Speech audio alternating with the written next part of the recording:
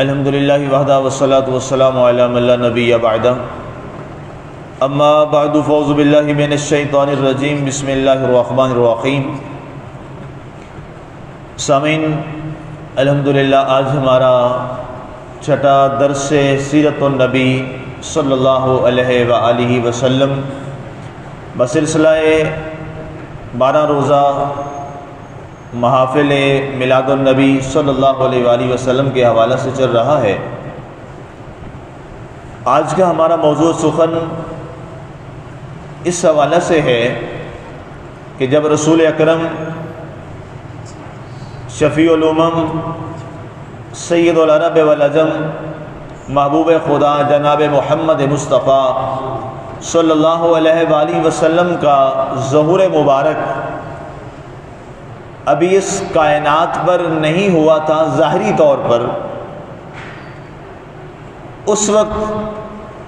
جو آنے والی پہلی امتیں تھیں ان کے لوگ جن تک رسول اکرم صلی اللہ علیہ وآلہ وسلم کا ذکر پہنچ چکا تھا تو ان کا نظریہ کیا تھا سرکار کی آمد کے حوالہ سے، آج ہم اس موضوع پہ بات کریں۔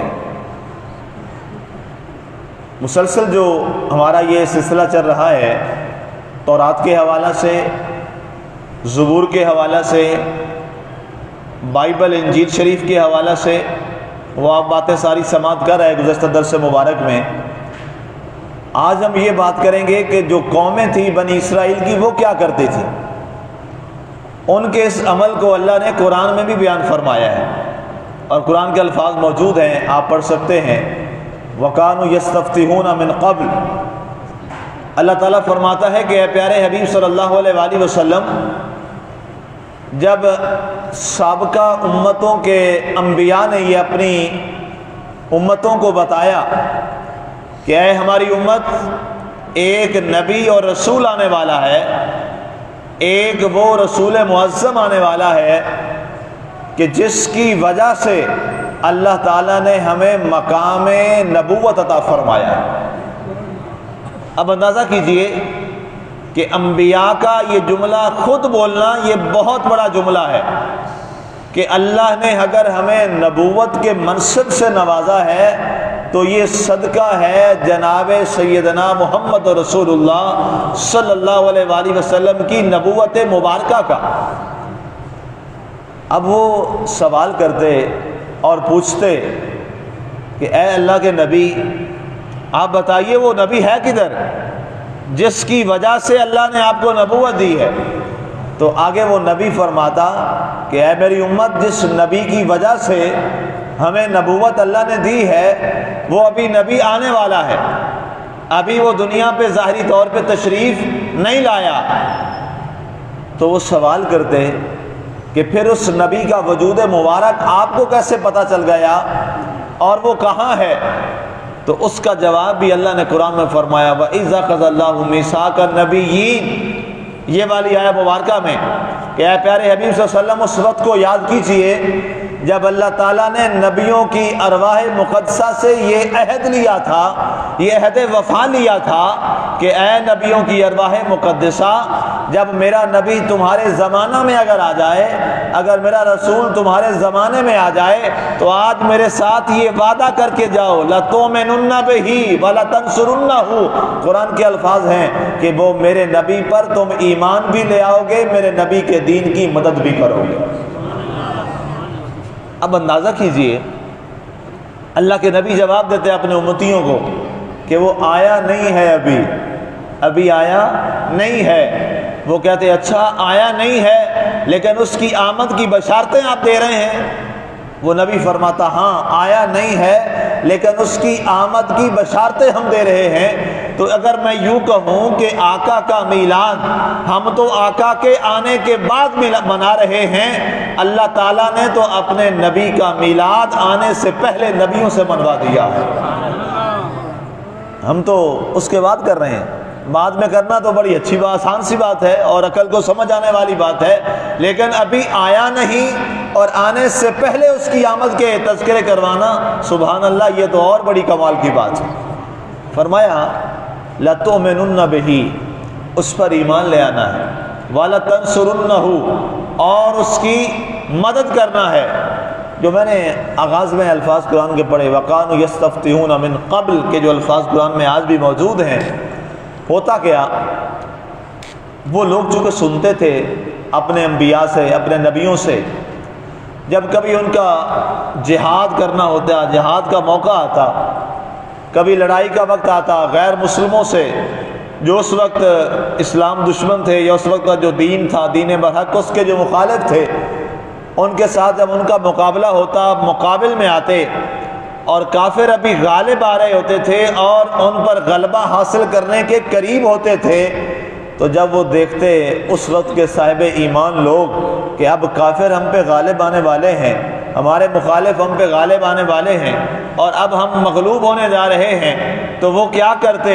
جب مایوس ہو جاتے اور جب انہیں کوئی حل نظر نہ آتا تو وہ کیا کرتے، وَقَانُوا يَسْتَفْتِحُونَ مِن قَبْلِ، قرآن اس کے میں فرماتا ہے کہ وہ کیا کرتے، وہ اللہ کے حضور اپنے ہاتھ دعا کے لیے اٹھاتے اور کہتے، اے اللہ، جس نبی کی آمد کا ذکر ہمارا نبی کرتا ہے، جس کا ہم کلمہ پڑھ رہے ہیں، جس نبی کے دین پہ ہم چل رہے ہیں، جس نبی کو ہم اپنا رسول مانتے ہیں، اس نے ہمیں جس محبوب کا بتایا ہے جو تیرا حبیب ہے، کہ اگر وہ نہ ہوتا تو ہمیں بھی مقام نبوت نہ ملتا، اے اللہ تجھے واسطہ اسی حبیب کا ہے، ہمیں کافروں پر فتح عطا فرما دے۔ جب یہ جملہ وہ بولتے تو اللہ تعالیٰ فرماتا، اے ملائکہ جبریل، اب فرشتوں کی جماعت کے ساتھ چلے جاؤ اور ان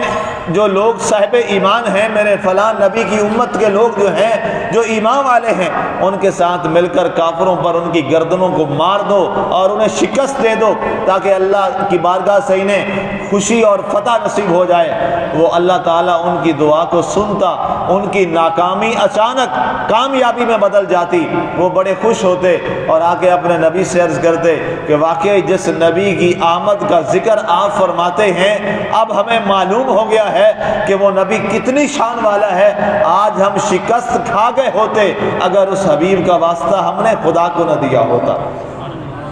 اب اس سے یہ بھی پتہ چلا کہ اللہ کے رسولوں کا، اللہ کے نبی کا، اللہ کے رسول کا واسطہ دے کر اللہ سے مدد مانگنا، یہ آج ہمارا اہل سنت کا طریقہ نہیں ہے، بلکہ یہ تو صدیوں سے ہر مومن کا طریقہ رہا، اور اللہ تعالیٰ نے اس کو قرآن میں ذکر کیا۔ کل پرسوں مجھے کسی نے ویڈیو بھیجی سوشل میڈیا پہ، تو وہ شخص کیا کہہ رہے ہیں، جناب کتنا ظلم ہے کہ آج جناب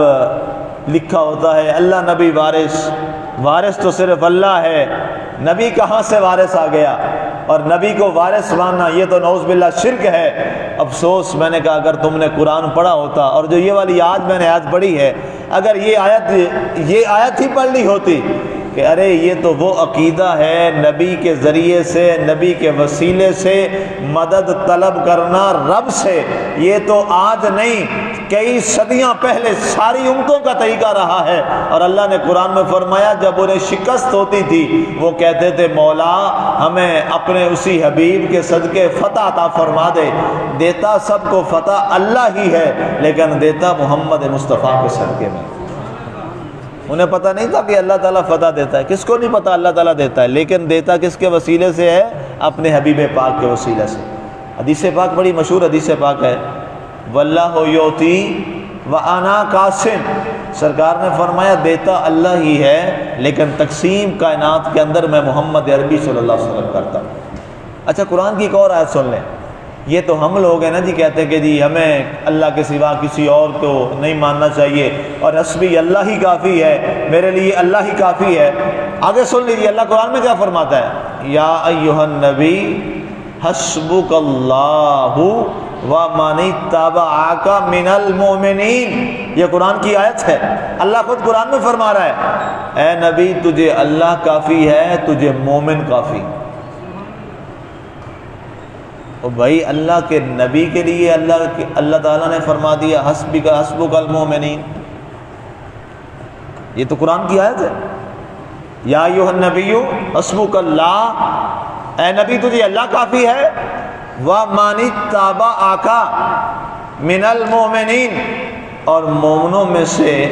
جنہوں نے تیری پیروی کی ہے نا، تیرے لیے وہ کافی ہیں۔ کیا مطلب؟ پیارے حبیب تجھے اب کافروں کی کوئی ضرورت نہیں ہے، تجھے اب کافروں سے مدد مانگنے کی ضرورت نہیں ہے، اور نہ تجھے کافروں سے کوئی غرض ہے۔ پیارے حبیب تیرے لیے میں کافی ہوں، اور مومن جو تیرے ساتھ میدان جہاد میں جاتے ہیں تیرے لیے وہ کافی ہیں۔ جب اللہ کے رسول کو مومنوں کی مدد چاہیے اور مدد دے دی تو بتائیے ہمیں کتنی ضرورت ہے اللہ کی مدد کی اور اللہ کے نبی کی۔ اس لیے اللہ اور اللہ کا رسول صلی اللہ علیہ وآلہ وسلم آپ کی مدد اگر شامل حال نہ ہو انسان کے کسی بھی معاملے میں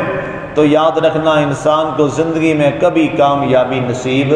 نہیں ہو سکتی۔ یہاں تو رسول بڑی بات ہے، لوگ کیا کہتے ہیں کہ جناب، اور یہ حقیقت ہے کہ جس شخص کو اس کا استاد دعا دے دے،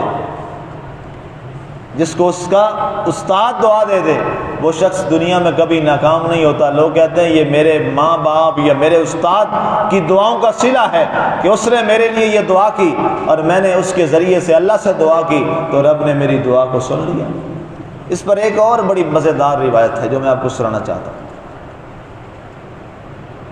مدینہ منورہ میں حضرت عمر کا زمانہ ہے، اور یہ وہ روایت ہے جو سلسلہ تواتر تک پہنچ چکی ہے، مقام تواتر تک یہ حدیث پاک پہنچ چکی ہے۔ اس لحاظ سے حضرت عمر کا زمانہ ہے، بارش بند ہو گئی، جانور مرنے لگے، قحط آ گیا، خشک سالی آنے لگی، اور بھوک اور پیاس کی شدت بلا کی ہے وہ بڑھنے لگی۔ تو لوگ پریشان ہو کر حضرت عمر کے پاس آئے اور کہا اے عمر رضی اللہ تعالیٰ عنہ، آپ اللہ سے دعا کریں، آپ امیر المومنین ہیں، اللہ کو ہمارا مسئلہ حل فرما دے۔ آپ نے فرمایا جمعے کے روز مجھے یاد کروانا۔ جمعے کا دن آ گیا تو جمعے کے وقت آپ نے حضرت عباس رضی اللہ تعالیٰ، حضرت عبد المطلب کے صاحبزادے اور حضور کے چچا ہیں، حضرت عباس بن عبد المطلب رضی اللہ تعالیٰ عنہ، وہ حیات تھے ظاہری طور پر۔ آپ نے ان کو بلایا اور عرض کی کہ اے عباس رضی اللہ تعالیٰ عنہ، آپ اللہ سے دعا کریں اللہ ہم پہ بارش برسائے۔ آپ نے فرمایا آپ امیر المومنین ہیں، آپ دعا کریں۔ کہا نہیں، آپ سرکار کے چچا لگتے ہیں اس لیے ہم آپ سے کہتے ہیں آپ دعا کریں۔ آپ منبر پہ تشریف لے آئے اور حضرت عباس نے کیا دعا کروائی۔ ایک تو یہ پتہ چل گیا، عقیدہ حضرت عمر کا سمجھ آ گیا کہ حضرت عمر یہ بات مانتے تھے جس چیز کا تعلق نبی کے ساتھ ہو جائے اس کا مقام سب سے اعلیٰ ہو جایا کرتا ہے، مگر نہ عمر ہی اللہ سے مانگ لیتے۔ حضرت عمر کا تو رب وہی ہے جو حضرت عباس کا رب ہے، لیکن انہوں نے بھی کیا کیا؟ وسیلہ ڈھونڈا۔ کس کا؟ حضرت عباس رضی اللہ تعالیٰ عنہ کا۔ اب حضرت عباس آئے دعا کرنے کے لیے۔ اب حضرت عباس کیا دعا کر رہے ہیں، حضرت عباس کا عقیدہ بھی سن لیجیے۔ حضرت عباس نے کہا اے اللہ، میں تیرے نبی کا، تیرے رسول کا، تیرے حبیب کا چچا لگتا ہوں۔ اے اللہ، میں تیرے حبیب کا چچا لگتا ہوں، اسی نسبت کی برکت سے اے اللہ اہل مدینہ پر اپنی رحمت نازل فرما دے۔ روایات میں موجود ہے ابھی آپ نے ہاتھ ایسے نہیں کیے، اچانک مدینہ کی صرف سرزمین میں بادل آیا اور زوردار بارش برسنا شروع ہو گئی۔ اسی وقت بارش اتنی برسی، ایک دن گزر گیا، 2 دن گزر گئے، 3 دن گزر گئے، بارش برس رہی ہے، 4 دن 5 دن گزر گئے۔ اب جناب ہر طرف جل تھل اور مکان گرنے لگے، اب چیزیں ڈوبنے لگی۔ لوگ دوڑے ہوئے آئے پھر فاروق اعظم کے پاس، کہا یا امیر المومنین اب